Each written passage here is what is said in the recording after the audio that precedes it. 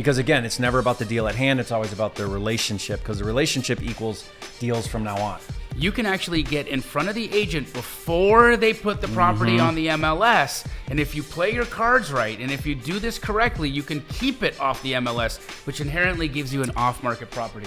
Guys, welcome to a brand new Masterclass series all about wholesaling with agents. I am super excited. I've got the one and only Jamil Damji here with me.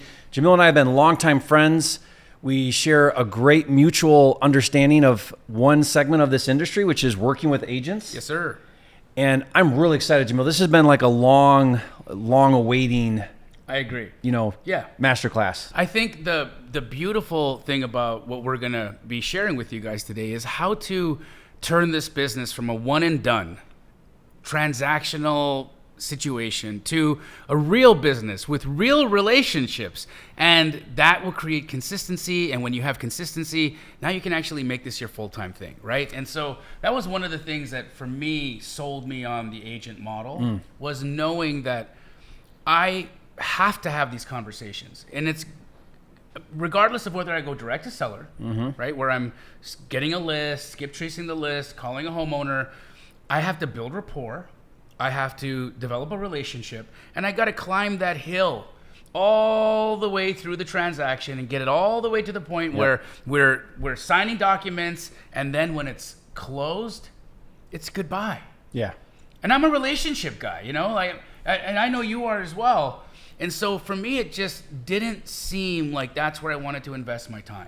Yeah, it's interesting because I tell people all the time in wholesale real estate, when you do a deal, you're out of business.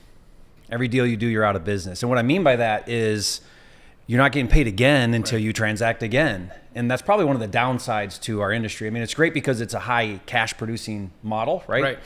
But you got to do it again if you want to keep making money. Yeah. And so what Jamil's saying here, and what I resonate with a lot about this, is a business is when you can do something repeatedly, consistently, again and again. Right? You've got processes, systems, relationships where you can do something multiple times, because if it's one and done, or if it's that roller coaster, which we run into sometimes, that's not really a true business. Correct. Because it's not consistent. Right. And if you look at, standard business models, right, they have these questions that they ask a business owner. What's the cost of a customer acquisition? Right? What would be the reason that you would even want to know the cost of customer acquisition? Because, well, if it costs me, say, $300 to acquire a customer, even if the product you sell won't make you $300, over the life of that customer that you'll, over time, not only make $300 so that your cost of your customer acquisition is covered, but hopefully you can 2x, 3x, 4x that.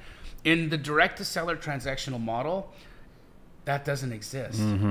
And with there is no lifetime value. There's no lifetime value. Yeah, it's a one-time value. Exactly. Yeah. And when you look at the cost per contract of getting a wholesale opportunity across the country, depending on the different modality, whether it be door knocking, driving for dollars, cold calling, whatever it is, the cost of customer acquisition, or the cost per contract right now, is hovering around $10,000. Yeah, that is market specific. But is that you would say that's an average? Okay. An average. Because some markets are way higher. Some are way way lower. higher and some are lower, Yeah. right? But on average, a U.S. average is somewhere around $10,000. And when you look at the U.S. average of an assignment fee, we're talking $15,000. You're not making money. You're not making money, because if you've got overhead, software, commissions, systems, commissions, all of these things to pay, well, if your profit is only $5,000, but then you have overhead and all these other expenses, do you even make money? And that's why we see so many wholesalers, they flash their checks, but do they flash their P&Ls? Yeah, or their year-end, tax return. Absolutely. So I'm really excited about this, because I know you and I both know that one of the keys to this business is having different ways to generate leads.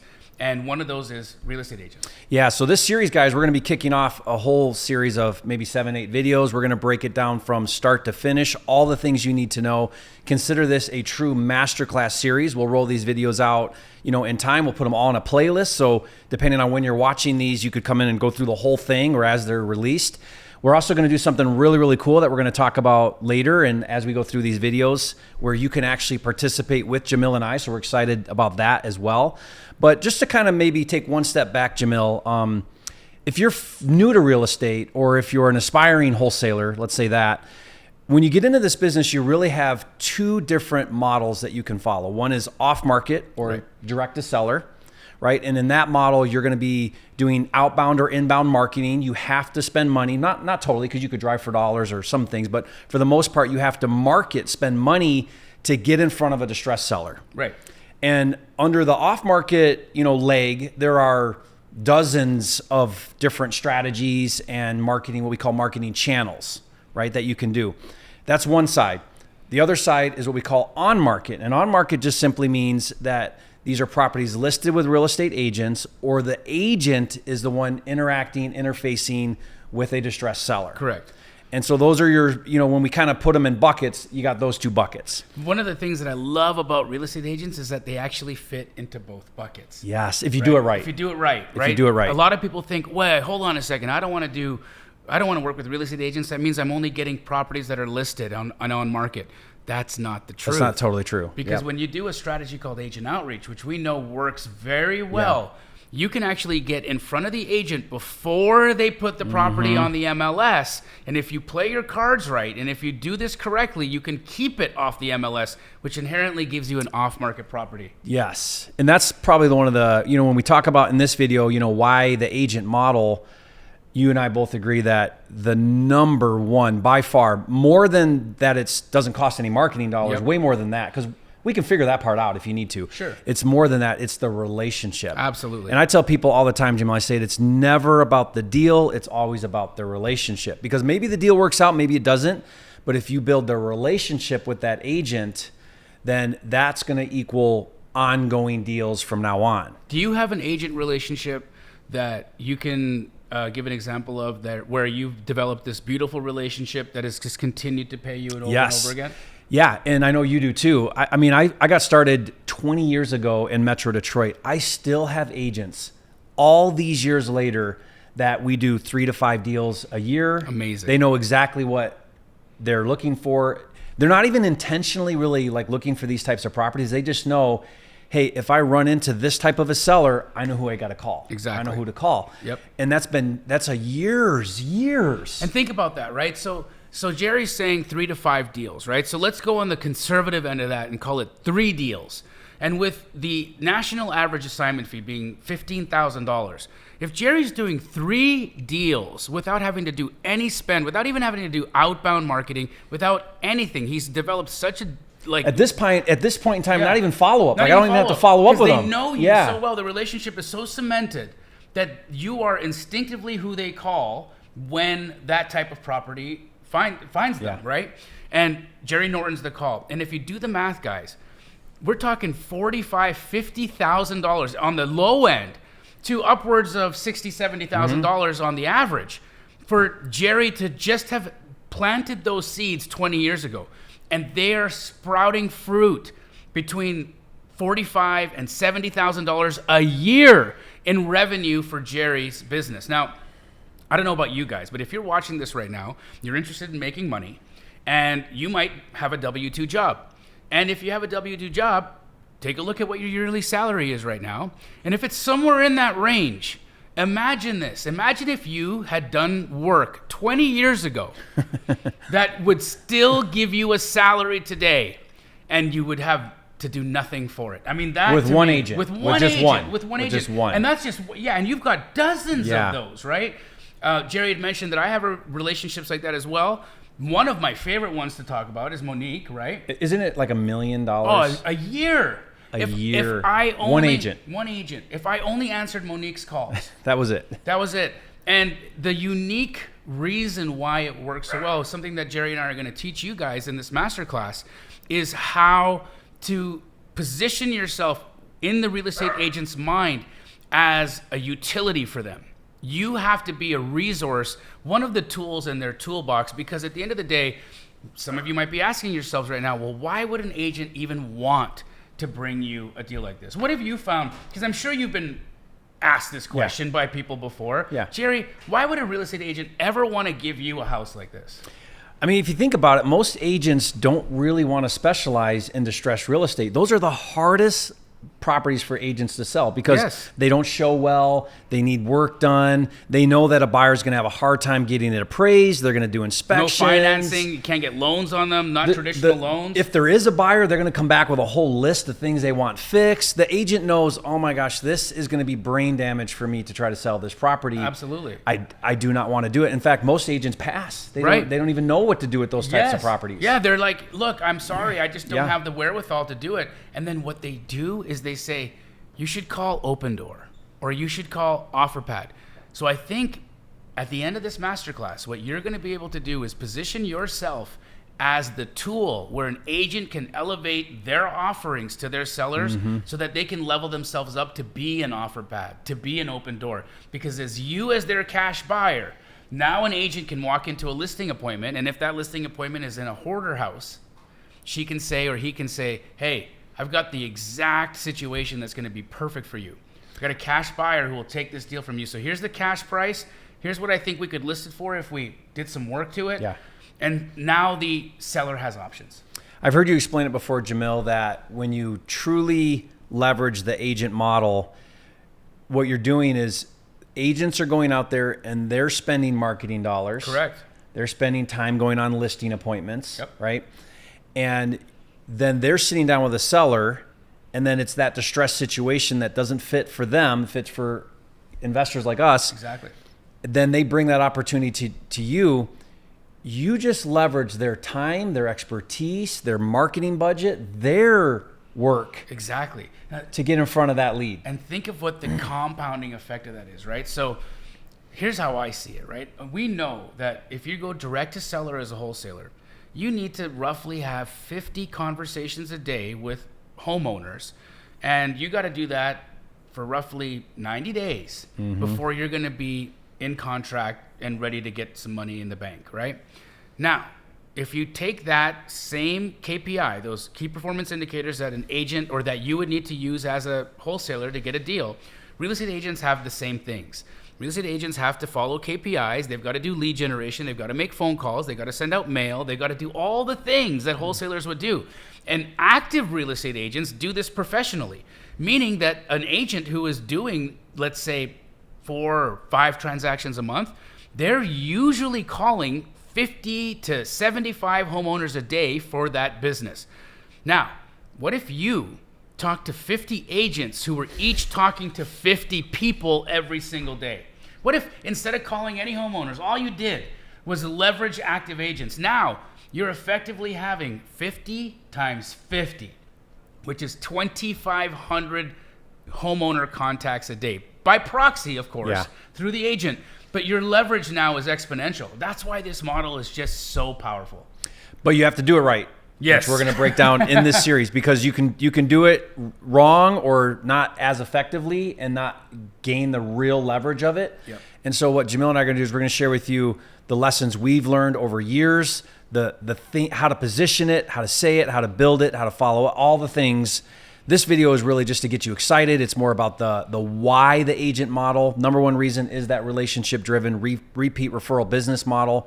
By far surpasses any other thing. I would say probably, I don't know if it's number 2, but another big one is just that zero marketing cost. Love it. You're not spending the average $10,000 per contract Yep. to get those deals done. You know, and we're going to go through, guys, we're totally unbiased about this too, right? Because Jamil and I both do off market as well.